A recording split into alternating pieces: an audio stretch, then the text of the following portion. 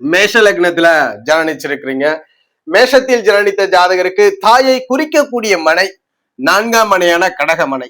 அதுபோல அதிபதி சந்திர பகவான், அதிபதி சந்திர பகவானும் 4ஆம் மனையும் தான் தாயை பற்றி குறிக்கிறது.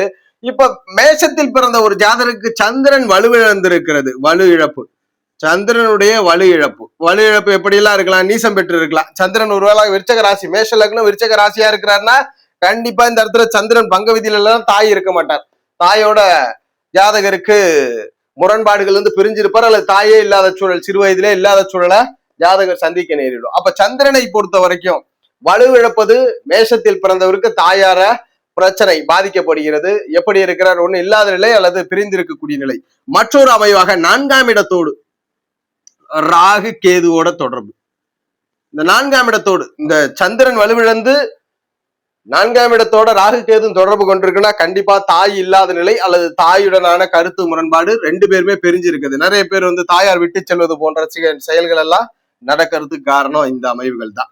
அப்ப எப்ப மேஷ லக்னத்திற்கு சந்திரன் வலுவிழந்திருப்பதும் ராகு கேது 4ஐ தொடர்பு கொள்றது தான் தாயாரை பாதிக்கும். மற்றபடி எந்த ஒரு சூழ்நிலையிலும் ஜாதகருக்கு தாயார் பாதிக்கப்பட மாட்டார்.